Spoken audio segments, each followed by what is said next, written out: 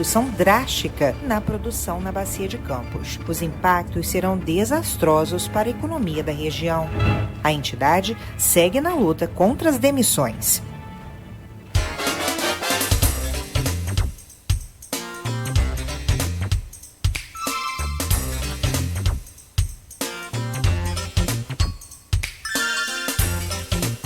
Muito bem, já estamos de volta com o Folha no Ar, primeira edição, e hoje, dia 15 de abril de 2020, com o jornalista Aloysio Abreu Barbosa recebendo em sistema de home office para combater aí, para ajudar no combate a essa curva, né, da disseminação do coronavírus em sistema home office, tanto o Aloysio Abreu Barbosa quanto a nossa convidada do programa, a secretária municipal de saúde de Campos, a Cíntia Ferrini, e com a pauta já chegando aí em mais um tema, que é leitos e respiradores na saúde de Campos.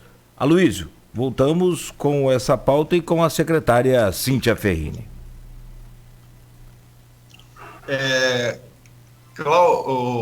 Cíntia, o último bloco é destinado, a pauta já foi previamente estabelecida, é destinada a número de leitos e respiradores. A gente sabe que a gente não alcançou o pico ainda, está caminhando agora de maneira mais acelerada. Ele deve começar a se apresentar no final desse mês, e segundo o ministro Luiz Henrique Mandetta e todos os especialistas, ele deve se manter nos meses de maio e junho, né? Ou seja, temos aí hoje é dia 15, temos aí pela frente uns 60 a 70 dias de tempos muito difíceis. E a gente sabe que 80%, já falamos aqui, dos casos se manifestam como gripes normais ou como uma simples coriza, alguns casos assintomáticos também, mas 10 a 15% desses infectados, eles demandam internação, e 3 a 5% deles demandam internação em UTI com respirador, que desenvolvem doenças pulmonares obstrutivas, que sem o respirador elas vêm a óbito. Quantos leitos de UTI e quantos respiradores Campos conta hoje, nesse momento? Então,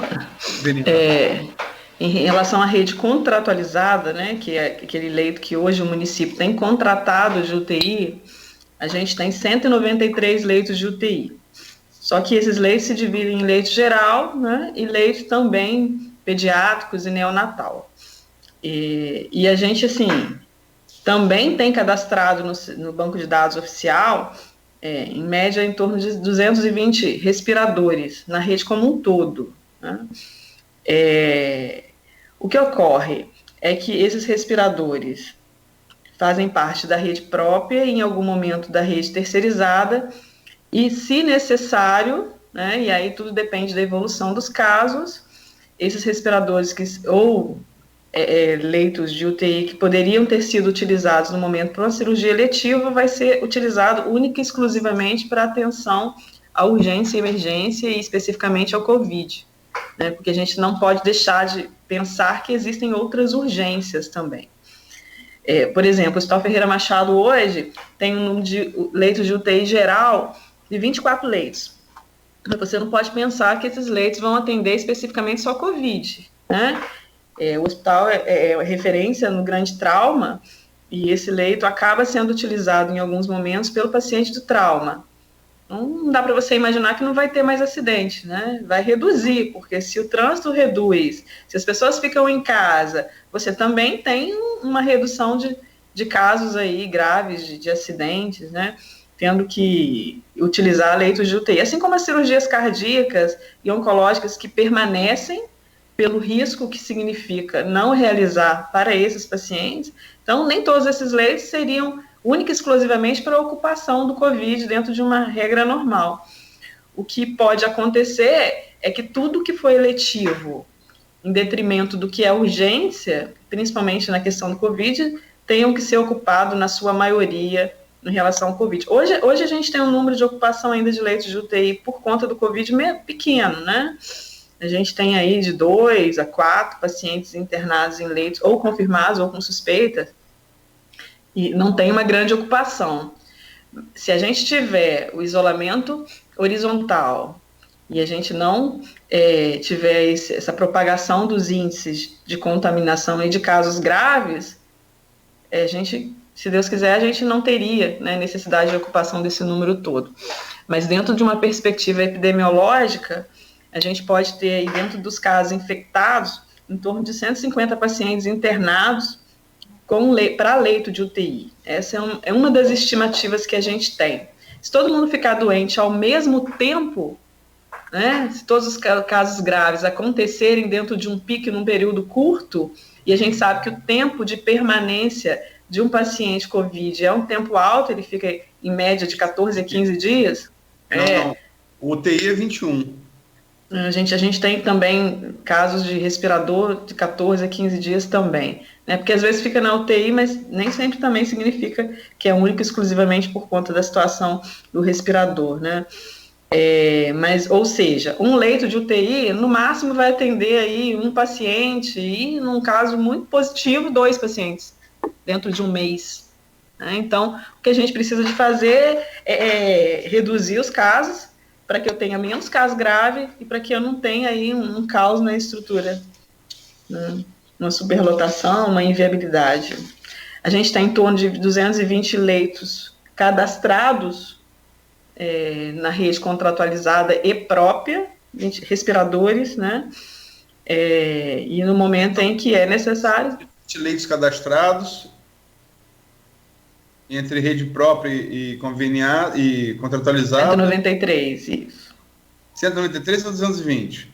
Não, 220 respiradores cadastrados. Perdão, respiradores. 193 leitos e 220 respiradores, é isso? Cadastrados, sim. E a possibilidade de você ter que apelar também à rede privada? Então, tudo depende da evolução, né? No momento em que existe evolução, o município pode requisitar administrativamente os leitos da rede privada. A gente tem uma oferta de ampliação de leitos de UTI das instituições contratualizadas por si só, então, na medida em que evolui isso, a gente tem essa possibilidade também de evoluir de leitos não contratualizados na rede, assim como também tem na verdade, foi feito pelo Estado uma avaliação de possibilidades de leitos de UTI a serem implantados.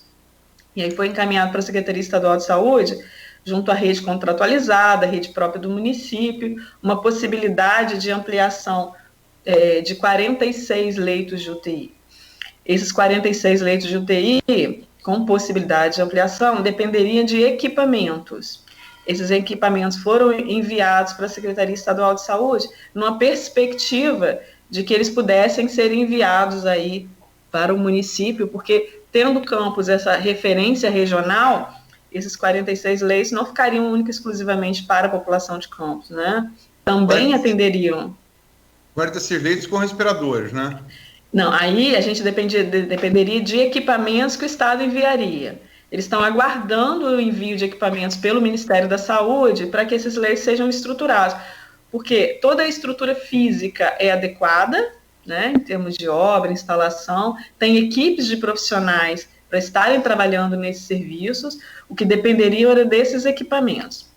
E aí tem uma perspectiva de que o Ministério da Saúde envie para a Secretaria Estadual de Saúde equipamentos, e esses equipamentos viriam também para ampliação desses leitos. Mas aí, no meio disso tudo, a gente tem a situação do hospital de campanha, né?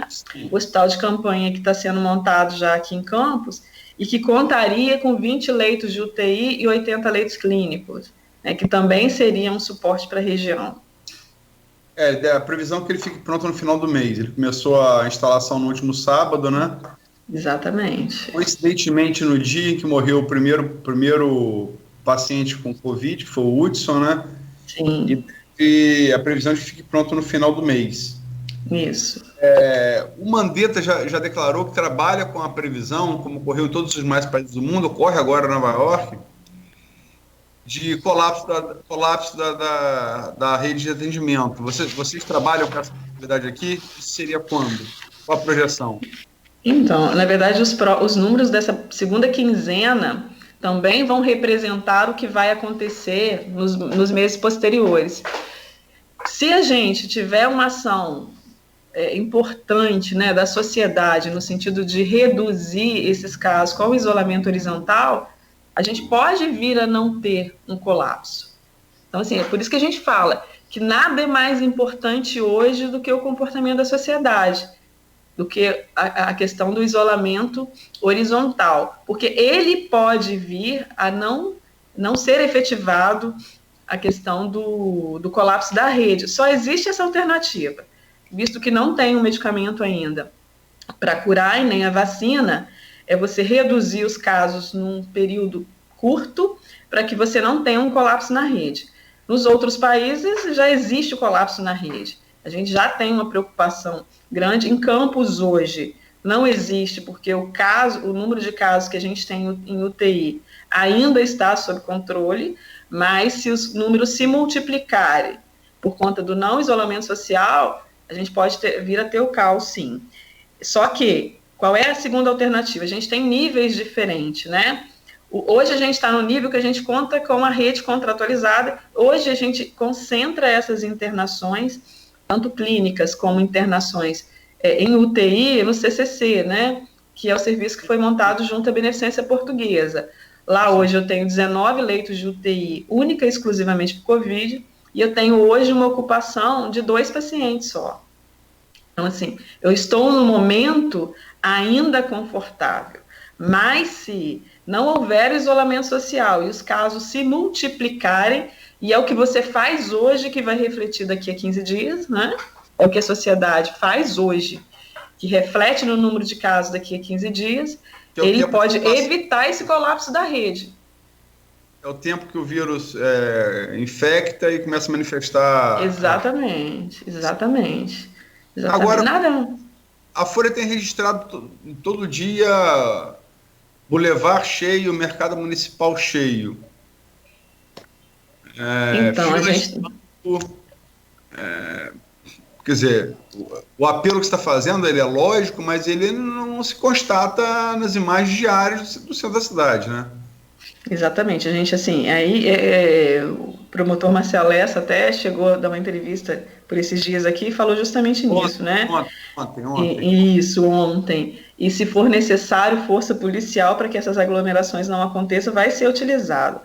A gente tem aí também o pessoal da Postura, né, a equipe da Postura fiscalizando esses comércios. A gente tem a ação de um gabinete de força de segurança do Covid, em que as forças de segurança têm atuado de uma forma constante, mas, assim, a consciência da sociedade é mais importante, é muito mais importante de qualquer outra ação. E aí o que eu entendo é que, por mais que existam essas ações nossas, se não houver esse trabalho aí junto à população, infelizmente, gente, a gente tem que ficar em casa. Deixa só para os profissionais de saúde aqueles serviços essenciais que, de fato, não podem parar, para que essas pessoas saiam de casa, porque aí o número de contaminação é muito menor. Mas se a gente entender que a gente pode dar um passeio na rua, né, que a gente vai aproveitar que está de folga, vai na casa do amiguinho, fazer uma visita, vamos fazer um churrasco, esse número pode se multiplicar de uma forma muito expressiva. O gabinete de crise e o gabinete de força de segurança Covid, eles têm acompanhado essa evolução e agido da melhor forma possível.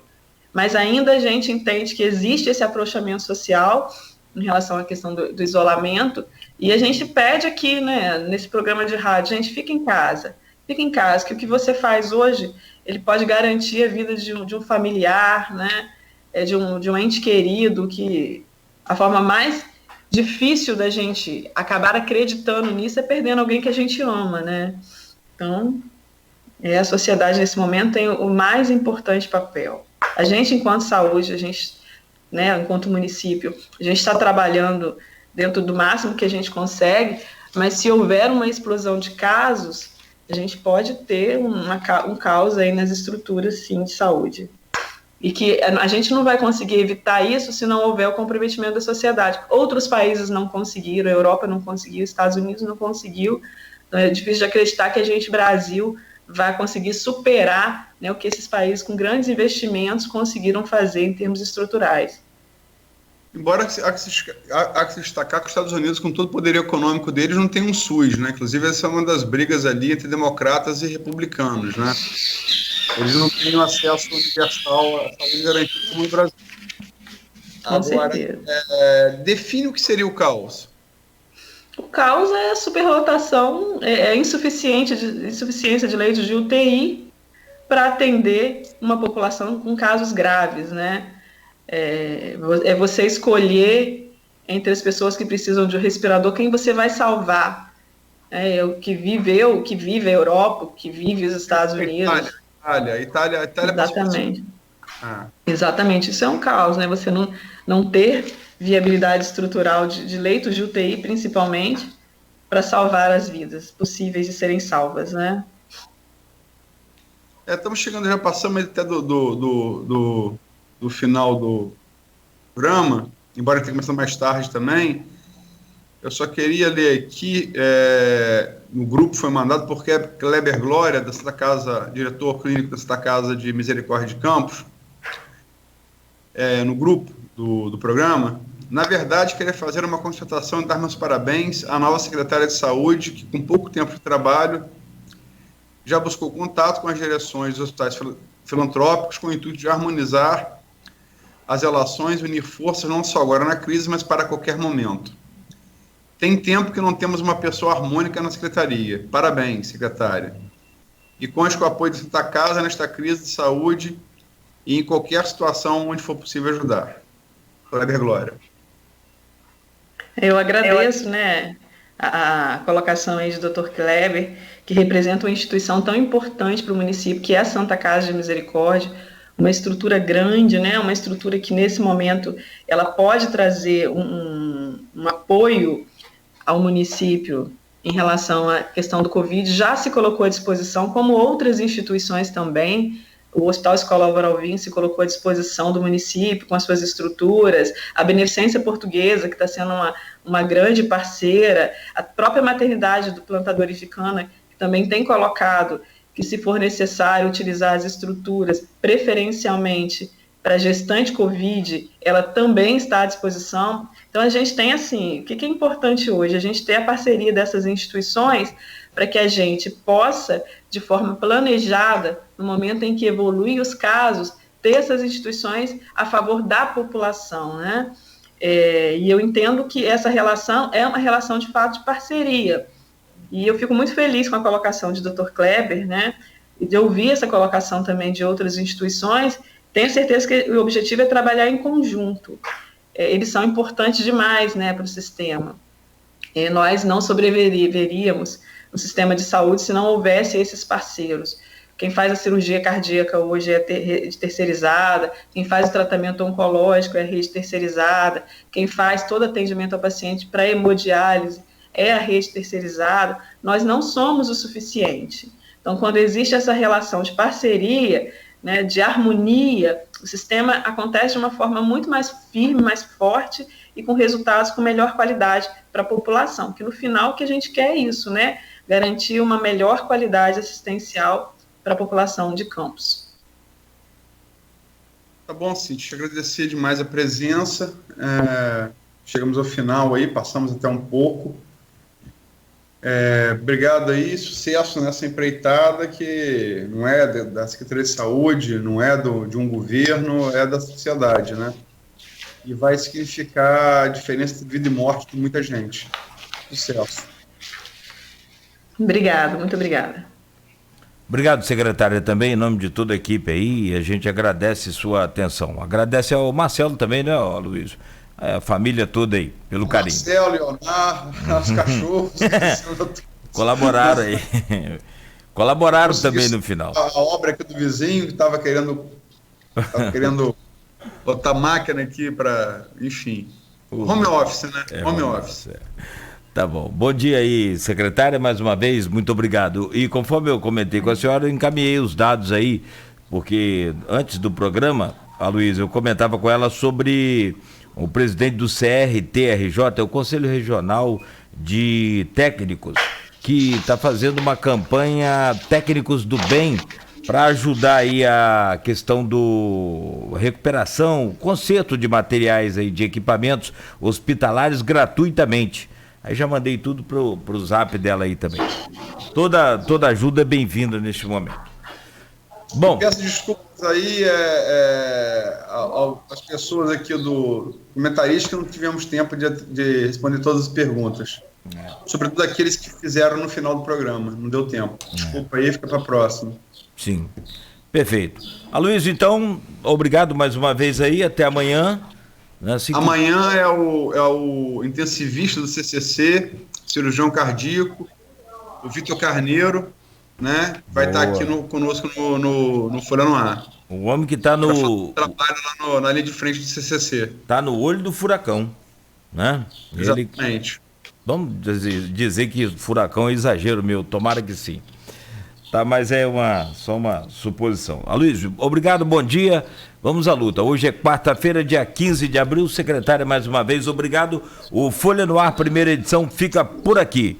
E, é claro, agradecer a você pela companhia aí na Folha FM 98,3 e também pelo streaming no Face, no YouTube, na nossa página. Daqui a pouco, esse programa em podcast, eu te encaminho também, tá bom, secretário? O link aí do podcast. São 9h14 em Campos. Folha no Ar tem o oferecimento dos laboratórios Plínio Bacelar e Clínica Proteus.